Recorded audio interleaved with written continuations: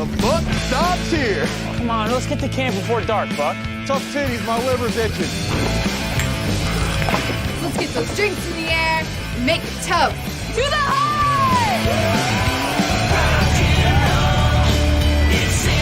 All right, Joe. Pulled one deer tag before we even got out of the truck. They smell that. Oh! You boys were at the Peace Pipe last night, weren't you? Bartender was found murdered this morning.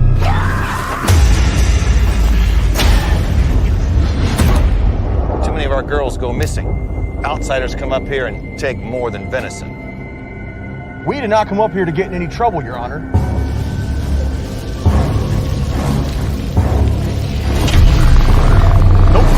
There's no hiding from the sins committed on these lands.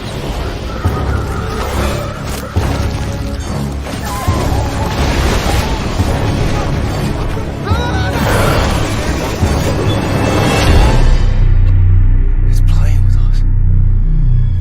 Words pray.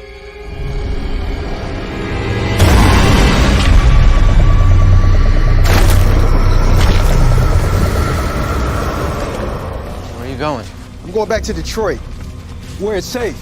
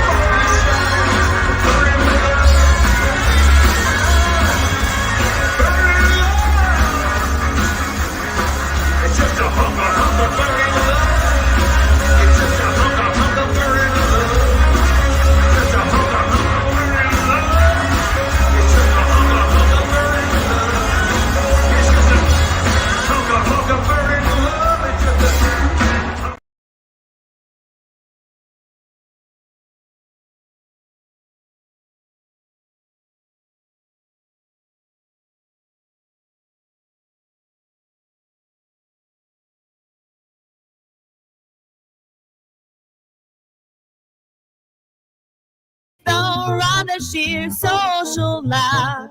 It's the Rhonda Shear Social Live.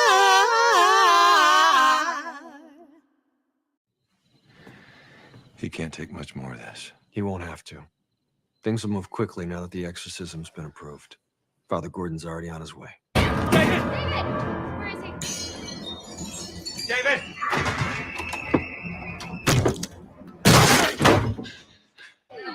How'd you do? A puppy.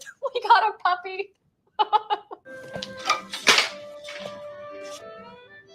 I believe I need a seat.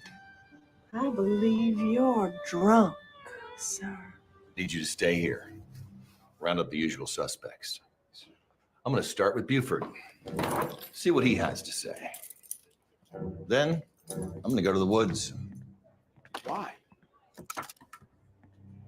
Try and prevent another bear attack. Hey everyone, I am really happy to have a very special guest with me today. We both happen to sit for a portrait separately but together at a local art gallery, but the famous, infamous, fabulous Paul Wilson, multi-talented actor, singer, has his own band, has his own studio, is starring in so many films, which we'll talk about very soon. But let's just introduce Paul Wilson. Well, Welcome. hi. Welcome. I was talking to you before we backstage here about your smile, that I feel like you should have done like a lot of, toothpaste commercials, and the winning smile. It was kind of like I did pageants back in the day, and my smile was kind of my secret weapon. Like, I feel like your smile gets a lot of work for you along with your talent. That's funny. My agents call it the weaponized smile, See? I think it's fantastic. I mean, it's not my fault. I mean, No, you were born with it. My big old horse teeth, but and they're all real. So there's that. That's amazing. That's in itself is amazing. But it is true. You have a really special smile. I know that sounds crazy, but when I started acting, my father would always say, you have to have the it factor, that you don't know what it is. It's the it factor. And that, I feel like, along with your talent, is like, you're not going to, you're going to leave an impression on people with the smile. And that's a big deal. I like making people happy. I like having fun, I mean, Rhonda, come on. What are we doing this for? We're not doing it for the money. We're doing it for the fun, right? I don't know. You and your family. So, okay, Paul, Patrick, Mark, and do you have a sister? Or no, it's just Larry, Mo, and Curly. That's it, baby.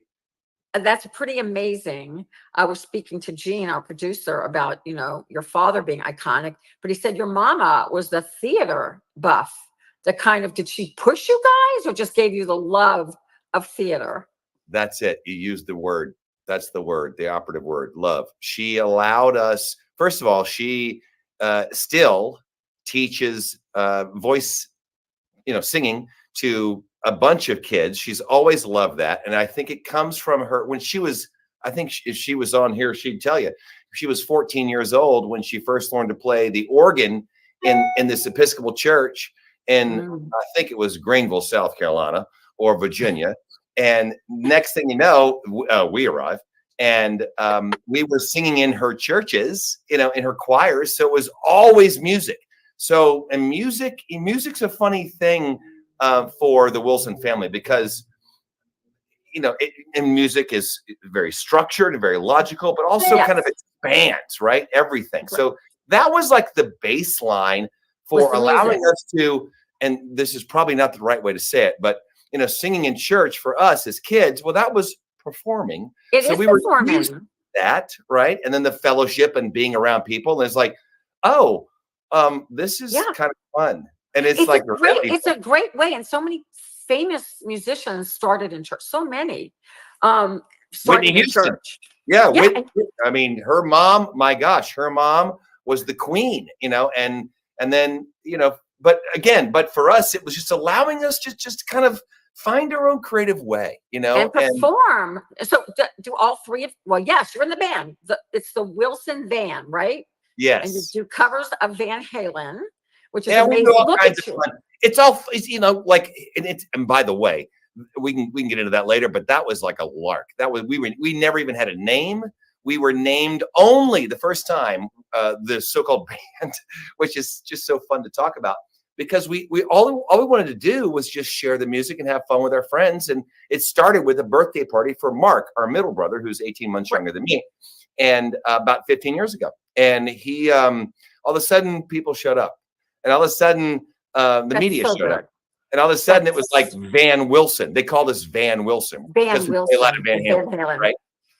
That is amazing. Like, that sounds like a cover band. We're not really a cover band. I mean, we love that music, but it's always just sharing that. So that was, and it's so good that you guys. What I love is that I came from a family, and nobody else is in the entertainment business but me. But they were still competitive. My family. I mean, I'm the baby of like 4, and they're all older, but everybody's competitive. So there was no competitiveness. It was all just loving between all 3 of you. Well, it was, I mean, how do I say this way? It was pretty clear our roles. Like, as I like to say, Patrick, who's a, 2-time Tony nominated stage actor and drama desk and, done 30 years of movies and still the golden voice of Broadway, well, in our band, he's the drummer.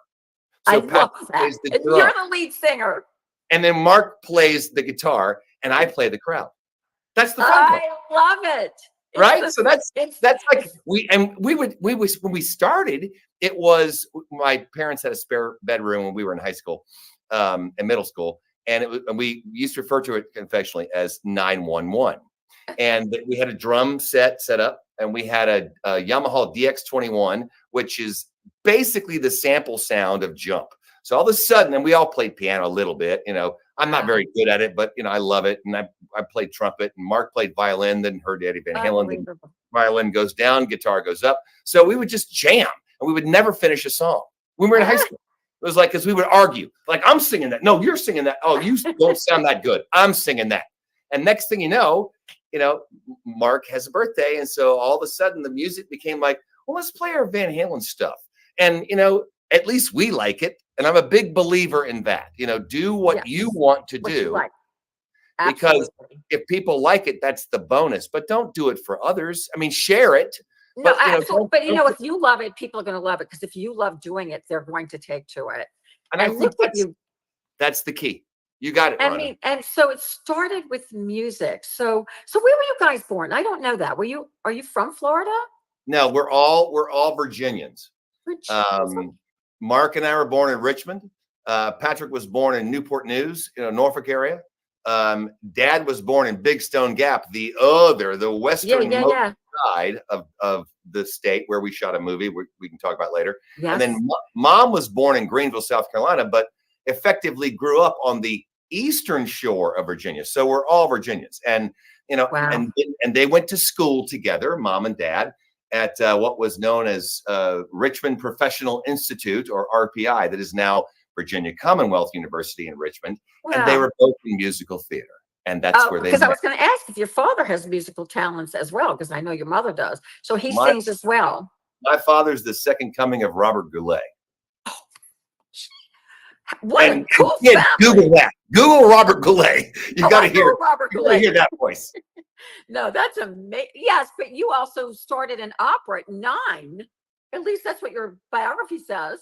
Yeah, and that was another one of those you never know who's watching. And I was supposed to be the matinee kid, and it was a beautiful little Christmas operetta named called Amal and the Night Visitors, and it's a story about a kid who has a problem with his leg, and he uses a crutch, and then the 3 wise men, Balthazar, Casper, Melchior, all arrive at their house on the way to see the birth of Jesus, right?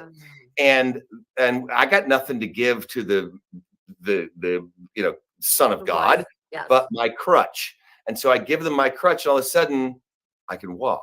And I was 9. I was just doing the matinee. The kid that was supposed to do it, who was a great singer, was 14. In the first weekend, he fell off the stage and broke his leg. So I had to do it. Wow. I mean, that's a great story. I mean, so you all just grew up. You came out of the womb, all of you performing. I mean, ready to go. Yeah. You all ready to go. So did you ever want to start like a whole family? Okay. I always wanted television my whole life. Like, I grew up being a TV baby. So, I mean, did you ever think about doing a TV show all together? Like, what was the Partridge Family or something like that, where all of you all were performing, or that wasn't, or you just wanted to go straight to film, or at what point did you say, I want to do this as a career? You never really do. I mean, I knew that I was going to do this in some shape or form. I love the media part, and growing up with your father, the first time I met my father really in the home after the obvious, being little and knowing him, usually every day was at 6 o'clock on a black and white Zenith TV. He was doing the news, so we were around that, and like that to me was normal. Cameras were normal, microphones were normal. That's all we knew, and because he was working in those days, especially the 70s and 80s, as you may remember, television was a grind, and it's a lot of work. I mean, especially news, it's such a grind. You have to be there so many hours and write your own stories. Yeah. I mean, he was there. He would get up, in the 11 noon range, go to work and work till 1 or 2 a.m. By that time, we get up and go to school in the morning as kids. And so we would miss him because he was sleeping after being up all night. So we never really saw them until we saw them on TV. But that was like our kind of first point of entry, if you will. Like, well, we can do that.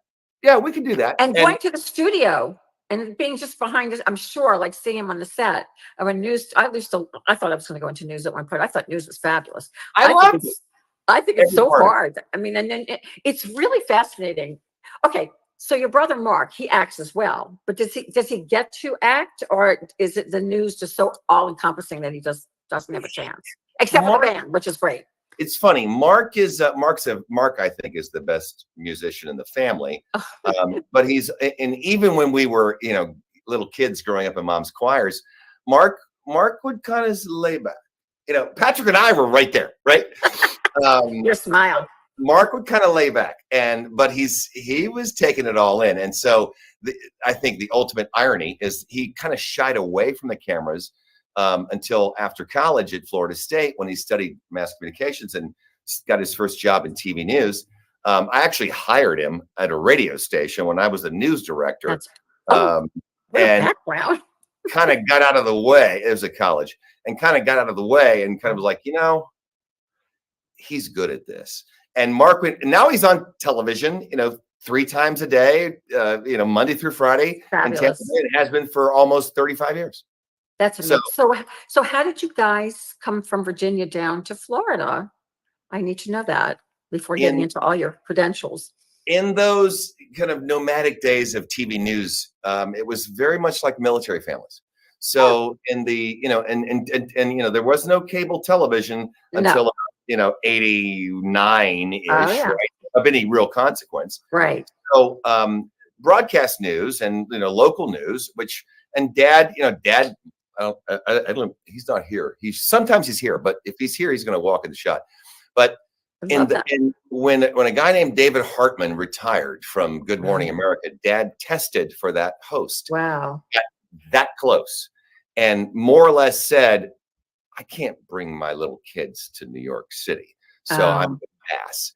And so, but then it went from Virginia, Newport News area, to Charlotte. We were there for almost 9 years, and Charlotte was a growing market. Then we went to St. Louis in the early great markets, right?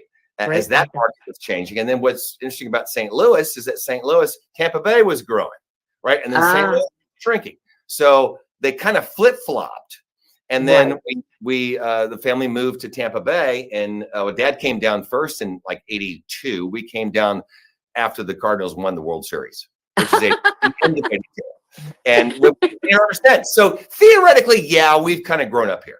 You've grown up here, and then you continue with all of your acting and your films. I mean, I have to look. I mean, there's so many, and I want to talk about Deer Camp, which is 86, which is out right now, which is theatrical release too, right? Deer Camp along with streaming.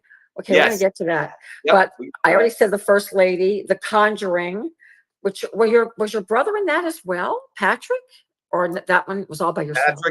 Patrick is the star of that franchise, and I was in. It was our second movie together, and I was in the third one, which is known as The Conjuring: The Devil Made Me Do It. The devil. And it's that's some heavy stuff for those horror fans that really like that world.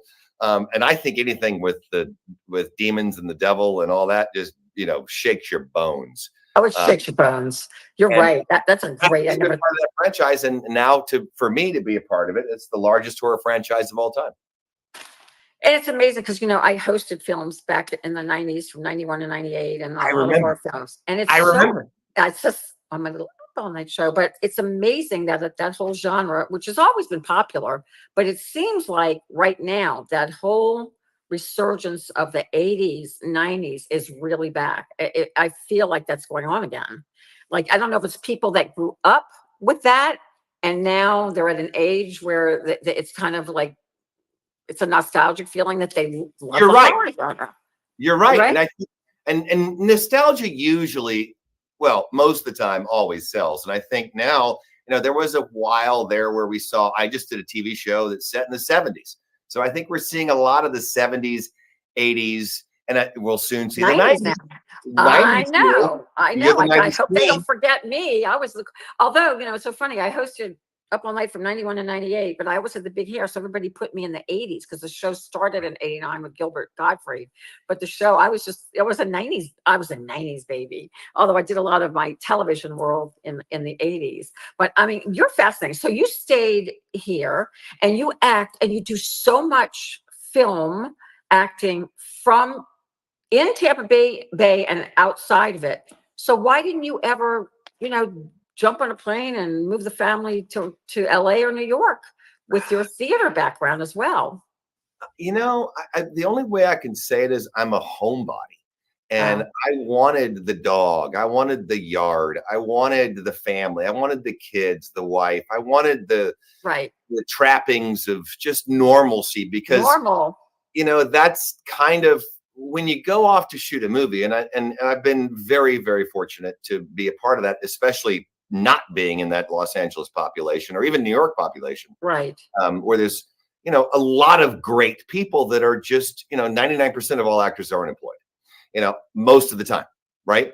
And that's a rough go. And I kind of knew, knowing the media and growing up in that, and I love advertising and I love the people part. Like I love the producing part, which is working around people. I mean, the acting part for me was never kind of narrow casted. I'm the walking hat rack as it is anyway, I get it. Focused on. But you have to be, to really, you have the talent. Your whole family has the talent. But I don't think people realize that to really be successful as an actor, you have to have a bit of business behind you too. You have to think business wise. And so many today, you see that because they have their own brands or they've got their own products. Sure. But I don't think back in the day people realized that. I mean, my own brothers, when I went to LA, I think that they thought I sat around pools in the Beverly Hills Hotel drinking wine or whatever. It's waiting around. That's all it is. So not. I mean, I when I was in LA, you could knock on doors. You could sneak on the studio lots. You could sneak into commissaries. I mean, I got thrown out of many, but it was fabulous. What's good about today, and I know this is probably good for you, is that now, because of this little phone and COVID, you can pretty much put all auditions on tape, right? Or not on tape, but on whatever you call it, streaming. You can you can call it in. I mean, it's good and bad because like I used to love and hate auditions because I hated walking in because I hated walking out because I never wanted anybody to look at my butt. I was very self-conscious about my butt, but you also got to smile and see people. Now you just send in that tape and that's it. So they don't get to see that gorgeous smile, but you're established. But I'm saying for someone new that's just starting, maybe a personality or a trait or who you are in person may get, may make you a little bit luckier as well. But we don't have those auditions anymore. That was a big change. And I think a lot of us in that community, yearned for, well, why do I have to go? Let's just, let's just set up some lights and do it and record. But the, as you said, one of the problems is you can't make that human contact. And then, a thing called COVID arrived. And that really changed how entertainment is made from the very beginning, Everything. Okay. Well, we have to get down to, I was just reading your biography. So excuse me for using cheat sheets. I was intrigued that you did Angels in America with your brother, Patrick, and that Mike Nichols was the director and that he thought it'd be fun for you guys to appear together. What was it like working with Mike Nichols? That's so cool to me. Again, that was one of those in the right place at the right time. I just came up to see Patrick, just to hang out with him. And he was doing Oklahoma on Broadway. And then in the mornings or during the day, he'd go shoot Angels in America. So he was really busy. He was busy. A lot of memorization. Yeah. Oh, yeah. And switching characters is, it's not as hard as you think once you kind of lock in on it. But so once we got to Kaufman Astoria Studios over there in Queens, where they were shooting, where they shot, a legendary soundstage in Queens in New York. And I just wanted to support my brother. And then visit him on the set. And then there's Al Pacino. And then there's Emma Thompson. And then there's Meryl Streep. And then there's Mike Nichols. And Mike Nichols' office at the studio was about 2,000 square feet. and he had this. He always had videotape playback of what they did, so he could watch it on his own.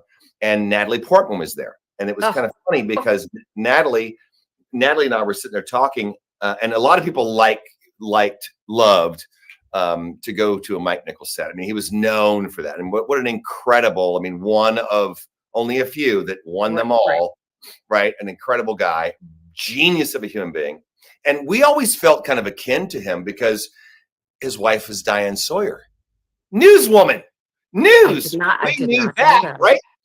Because that was like that's a good point of reference. So, and we're sitting there, and Natalie's telling Mike, and Mike says something to the effect of, so you're finishing up your college degree. What are you doing? Well, I got to write this story, this essay about how playwrights create their product. This has a little autobiographical element to it. And I went, well, it's Arthur Miller. Arthur Miller's play, The Boy Who Had All the Luck, was about Arthur Miller wanting to play pro baseball, which he did, but his father favored his brother, and it created this great friction. And she looks at me like, that's a good idea. And then Mike, of course, runs down this beautiful, I was on the Nile with Ava Gardner and Frank Stockton. Oh my God. Oh, yeah. But not like a name dropping kind of tacky. No, right. The elegance of Mike Nichols. I mean, one of a kind. Right. But then he said, and you're an actor too, Paul. I went, well, yeah, but I'm just, it's nice. But I'm just visiting him, just hanging out. It would be hilarious to have you and your brother in the same scene. Let's put you over here. And I think her name was Carmen. She was a supermodel back in the 60s. And so I had a scene where I was trying to pick her up in the Oak Bar at the Plaza Hotel in New York. Oh, yeah. Well, I remember that bar. Well, but just watching the crew, the teamwork was just magnificent. And you got an incredible piece of work called, like you said, like a master acting. It was one of the most incredible weeks I ever had that I'd never intended to have. And it's so funny because that just happened. Like you said, you were visiting. And it's amazing how great stories from your life. I had a much smaller one, but I got to work with Mel Brooks in Spaceballs. I only had one line, but Mel Brooks, another one of those incredible genius directors, he cast every role, even if it was one line, he cast it. He didn't, it was just amazing. He had to meet you. And I read for a larger part, but he's like, no, you're not blonde. I'm like, I could wear a wig. Back then I was brunette. He goes, just show up on the set. I'm going to throw some lines at you. But he was magnificent. Wow. Work That's too. Amazing. That's awesome. It was just great. I got a lot of stand-up comic friends auditions, and he auditioned everyone individually. And of course, people come up to me with all the things I've done, and they're like, "You were in Spaceballs," because it's another one of those cult films, and then they'll do my one line. I'm like, "Geez, and from everything I've done, people remember or know that one line." But I do love, once you're an actor, you're always an actor, and it never leaves you. It's in your blood. And even though I've been on home shopping networks selling my own. Yeah, right. I've been selling my own line of undergarments and intimates for years, but nothing gets me more excited when, I've been tiptoeing a little bit back into acting and getting agents again. And it's like, because Jennifer Coolidge stole my career and I want it back. But, I love comedy, but I mean, have you done comedy? I'm looking at there's so many questions. First of all, do you like comedy? Yeah. And because I feel like you're so perfect for that as well. Yes, we did a cute little family movie here a year and a half ago, which they are seldom, if not, hardly ever happening in Florida, unfortunately, because we have no film incentive. But our local people do a very great job. Tyler and our local, area has done a great job kind of incentivizing as best as they can from a county standpoint. But I played this. I'd love to change that. Maniac. This character was like this kind of maniac, mad scientist, and it's it's a family movie, so I can go completely over the top, and so fun.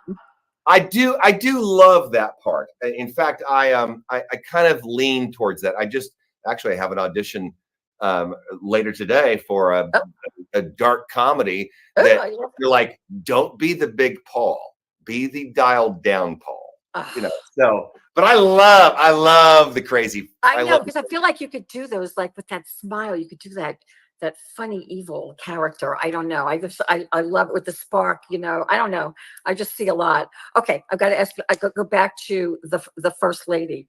So did you audition to be, I mean, did you know someone? Did you audition for that? How did you find Richard Nixon in you? I don't see a resemblance. This might go down so far as the best story of all time for me. Okay, I'm done because the writer who created the series, and it's a beautiful series. I mean, how it took I'm dying to see it. How it took this long to tell a perspective of being in the White House from the first ladies.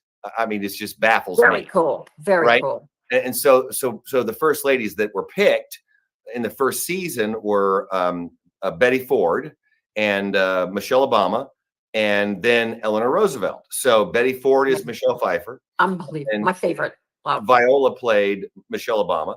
And then Gillian Anderson was, as she is, unrecognizable as Eleanor Roosevelt. So obviously I'm in the series, the first couple with the Nixon years. And it's really about her, the impact of Gerald Ford going from, junior congressman from Michigan to vice president to president in like 47 months. Oh, and she did a lot of this. And we know that. And she did a lot to help people to, get off of that and to get better. Well, so the writer who created the series is a friend of mine. So it's like a Friday, Rhonda, like about 3 years ago, April. And he texts me and says, hey, we just fired our Richard Nixon. If you know any Nixons who could do Nixon, let me know. I'm like, well, send me the sides. And the sides, for those that don't know it, are just the lines of the scene for the auditioner, right? Mm-hmm. And it's the I'm not a crook. It's, all the famous Nixon lines. And I'm looking at this going, and then I think I have an idea. And jumping back to 1986, when I was in high school, I used to read the high school announcements as a senior as Richard Nixon. Oh, so I've been impersonating him for a long time. And Johnny Carson and Ronald Reagan. Anyway, so I'm like, he doesn't know that I can do this. Oh my God. I went back and it's the people gotta know if your president's a crook. Well, I'm not a crook. Next question. And he was very hostile he hated talking to the press. He was an interesting guy, wherever you are politically. It was a very bright. Oh, yeah, no, of course. Right. Oh and so I sat there and went, well, he kind of hunches over like this. He uses his left hand a lot. And he's not very athletic. And, I found out that Richard Nixon couldn't afford he got into Harvard Law School, but his parents were poor and he grew up very poor. So they couldn't afford it. So then he stayed in, I think, Whitner in California, Laura Belinda, where he grew up, and then got a scholarship to Duke University. Wow. Law School. But ended up staying in a tool shed with no power and no water to save money because they had no money for it. So he became very industrious. I mean, he was driven. No doubt he was driven. And he was going to get it done no matter what. And he worked. I mean, there's legendary stories about him, working till 3 a.m., sleeping for 3 hours, and then up again and working till 3 a.m. all the time. I think it was actually Reagan who may have said the closest thing to the penal system for, non-convictors, those that were not convicted, is the White House, because you're working all the time. Well, so all of a sudden I was like, I could do this. So I cut the audition, sent it back to him. I said, here's your Richard Nixon. I love that story. Oh my God. And then I go home. It's like Friday night and he's in Los Angeles. So it's 8 o'clock Eastern time, So I just go, screw it. I'm going to go get in the pool, have fun, have a cocktail, whatever, play with my kids. My kids are home, for spring break. I'm cleaning the pool Saturday morning. And then my daughter walks out and goes, Dad, your phone's blowing up. Who's calling on Saturday? I'm like, oh, 323-310. Ooh, hello. And it was like, we'd love to have you play Richard Nixon. Can you be in Atlanta by Monday? And that was it. That's That a was it. great story. Well, Yeah. I was going to ask you about getting into characters, but no doubt that's where your musical ear, I love improv, but I don't have I'm musical and I can dance, but singers, you all can hear, accents and you can hear voices. And I love that you were able to do that. But just when you did that, you became Richard Nixon. I imagine the makeup was pretty amazing too, but you just became Richard Nixon. And that's Yeah, amazing. there was one when they put some jowls on me. And I wanted to, and I didn't want, and here's another crazy story. It was 1989, and this beloved, beautiful venue here in Clearwater called Ruth Eckerd Hall was celebrating an anniversary. So they had some stars to come celebrate and, raise money to keep building. And one of them was Rich Little. And I was enamored with Rich Little. I bet. I could do Reagan all day long, and I would do it kind of like him. And of course, Johnny Carson was the best of all time. Oh my God, that's amazing. My dad was the MC of that event, and I just went along like, right, dopey sidekick. And I took my little Canon Sure Shot camera, and all of a sudden we're backstage, and there he was. Now Charlton Heston was there, Carol Channing was there, Tony Randall was there, Gregory Hines was there. Oh, you must have been so excited. But I locked on Rich Little, like, oh my God, right? And I'm 19, 20. And I'm like, Dad, I'm going to walk up to him. Here's the camera. I'm going to walk up to him and break into Reagan or Nixon. But you got to get this shot because this is it. And he comes out, he's doing this, and, his big, beautiful butterfly. Yeah. I so remember him. And I walk up to Rich Little. And I said, well, Mr. President, you've inspired me. And he went just like that. He goes, I'm so glad I did, because it's more people like you that we need in the White House. And we just started doing this. And I'm looking back like, you were baby. Get it now. And I have the shot. It's the best thing ever. That is, your stories were so good. You're right.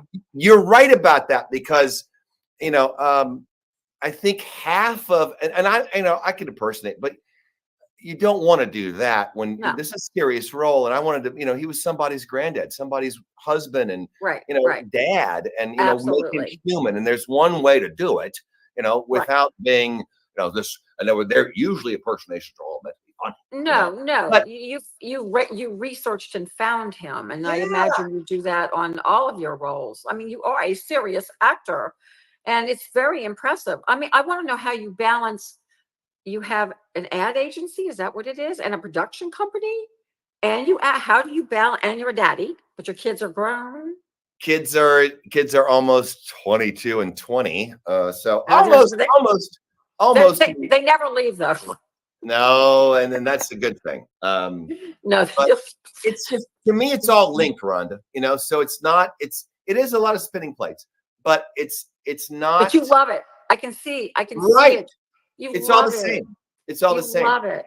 I mean, even with like working on a movie as a producer, then it turns into marketing. Well, guess what?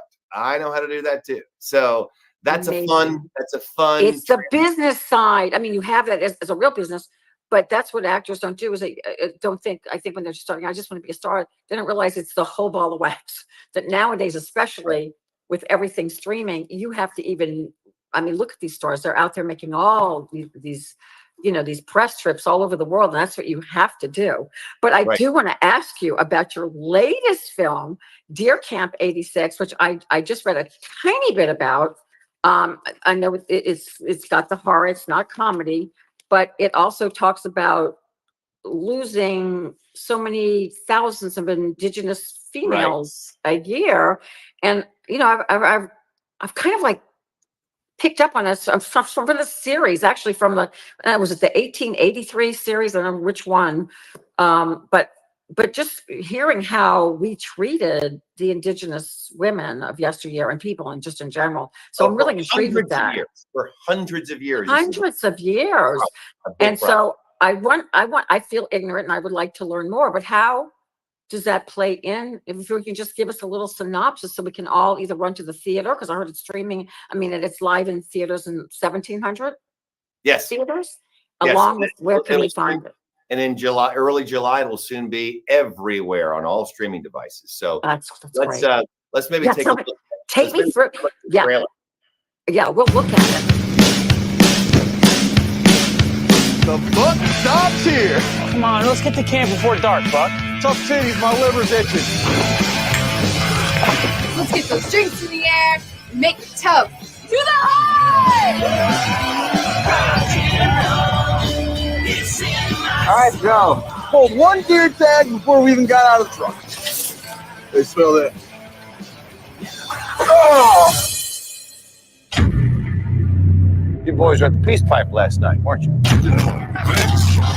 Bartender was found murdered this morning.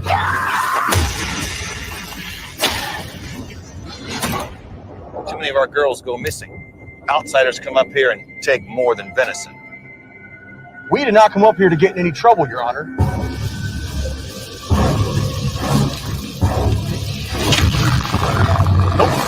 There's no hiding from the sins committed on these lands.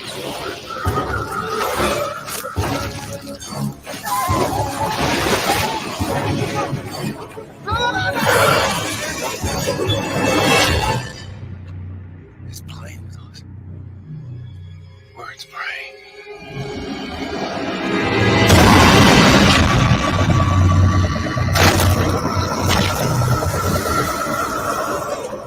Where are you going? I'm going back to Detroit, where it's safe.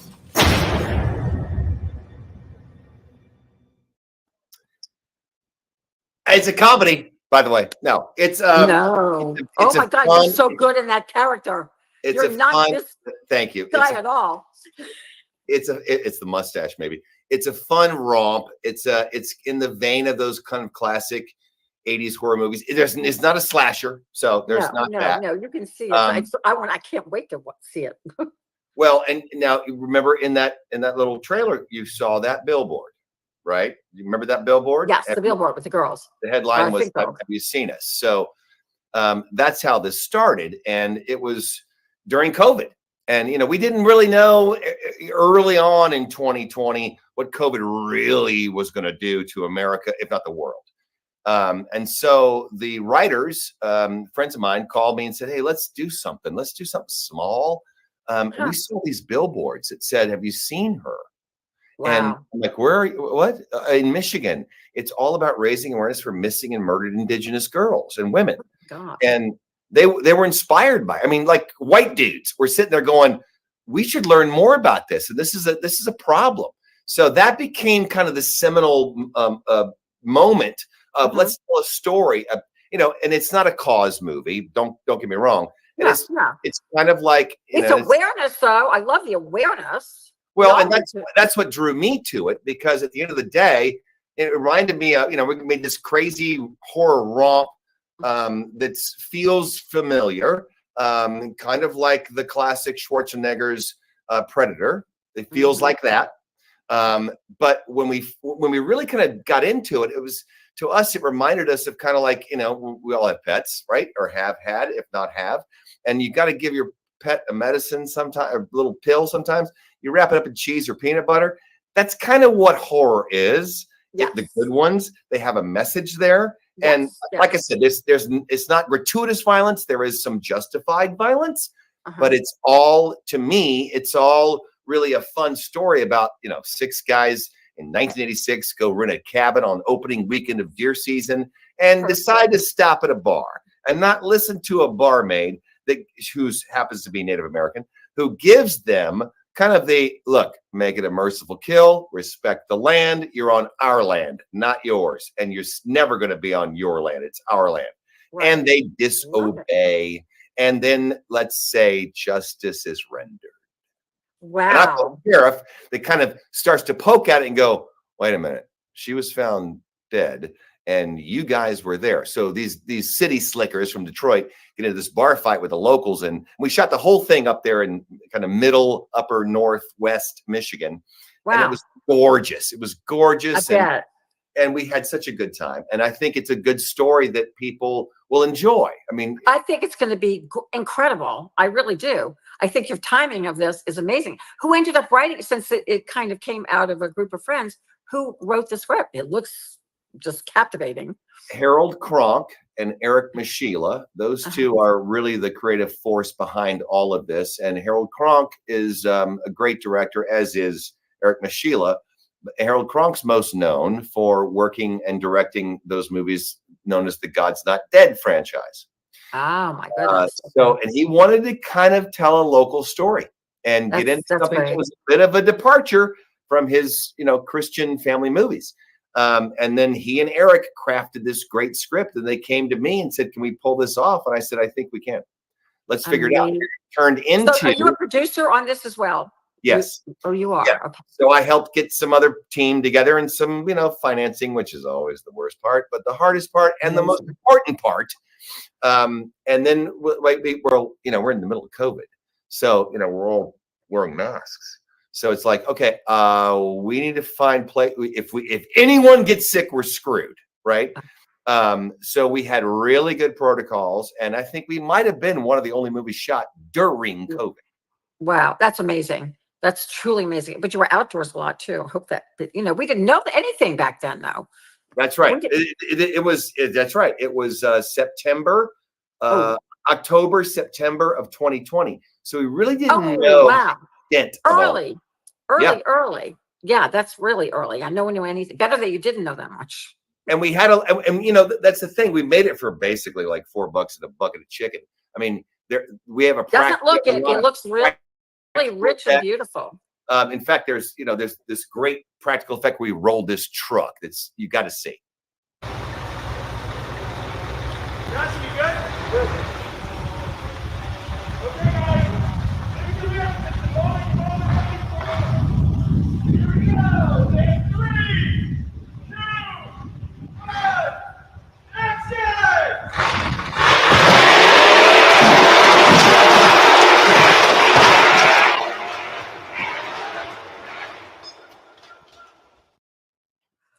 I'm impressed. It looks easy, but that car was our primary, camera car. That was the dudes drove up to the cabin in that car, and that car was a very important vehicle, a picture car in the movie. And so we had that scene at the end where they pulled the motor out, and after I think production, bought the car for a couple $1,000, then sold the engine for a couple $1,000 or so. And then we had to roll the car. So we had one take, and that was it. Okay, just keep on hold there, right? She got kicked out. Somebody probably tried to call her. So Yeah, we'll just pick it up as soon as she comes back in. And then I'll do a little chop. Okay. Trying to make it easy for you, bud. Yeah, this is perfect. I love the cues. I love the visual cues that give.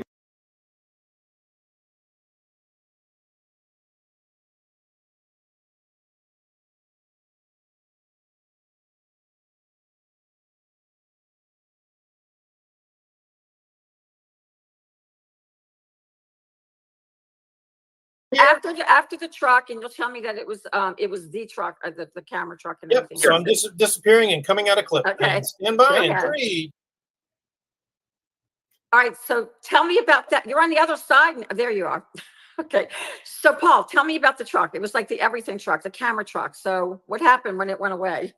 It was our picture car, Rhonda. So, again, this is no big studio movie. So we had a lot of friends, Rob Alway, Becky Alway, all those people up there that like, oh, I have a farm. I can get you a car.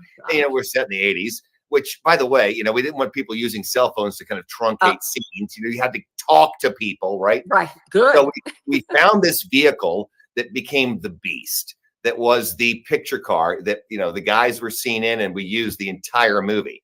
And at the end of the shoot, after we shot all the picture, sequences in the car, in the truck, I think it was like an 85 or 86 Chevy Suburban. They sold the engine to reduce the weight. Right. And then we had this idea.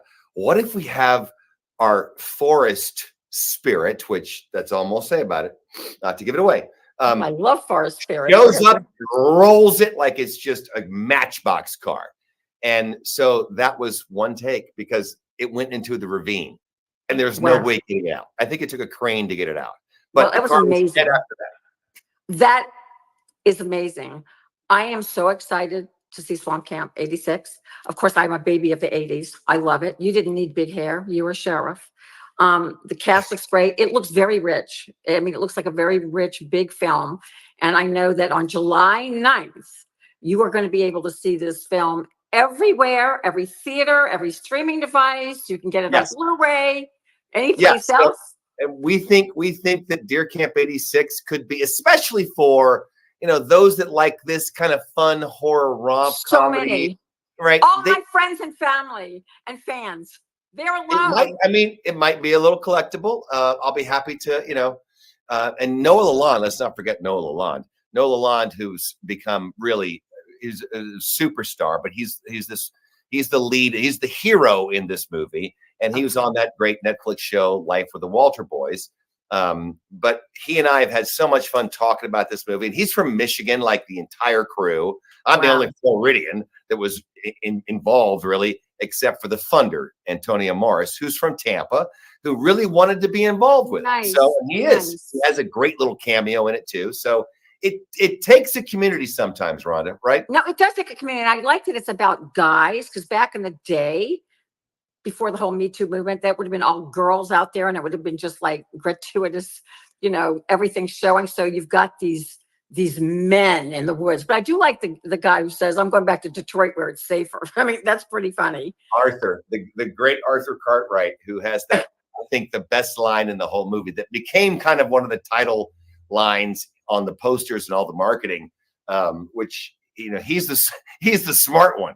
Once they take eyes on what is haunting and hunting them, he's the first, and he records it on his little VHS camera, right? It's the 80s. Which, by the way, some of that stuff was shot with an old, high VHS camera to give it that look. I love that feeling. It's such a spooky, scary feeling.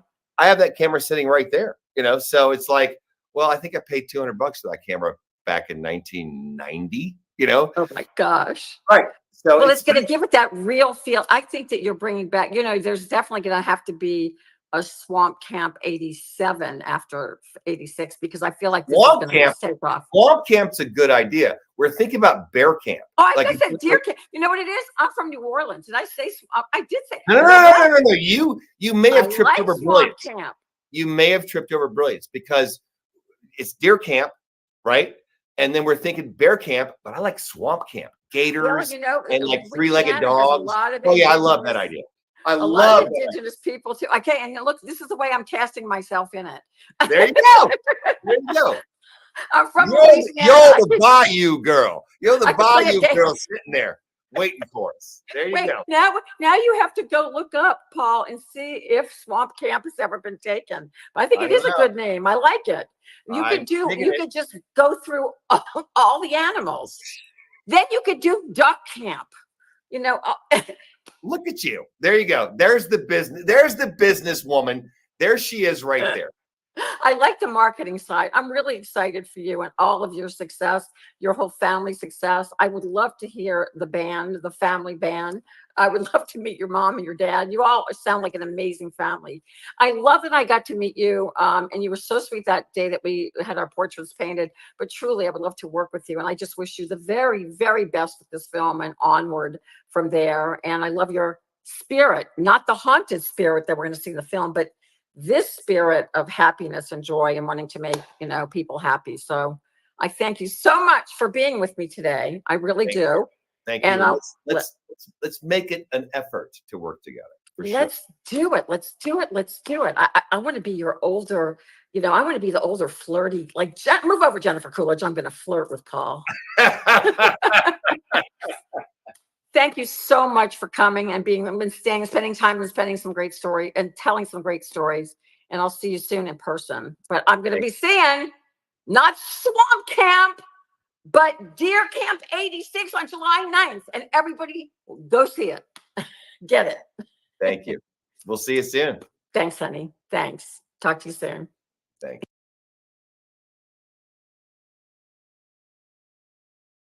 Hi, it's Rhonda Shear, and you may remember me from USA. Up all night. Did I get you through puberty when you were a mere teenager?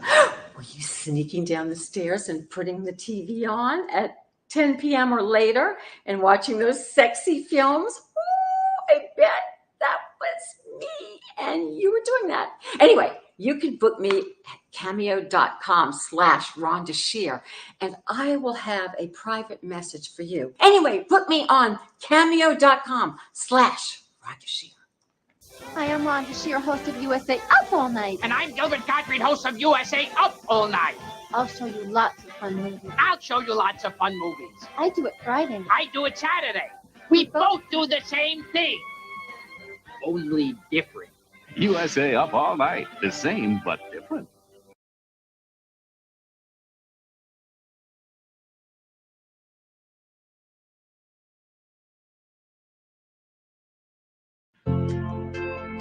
Comfort, support, confidence. That's what you'll find at rhondashear.com. Shop award-winning intimates, shaping, and apparel in sizes extra small through 3X.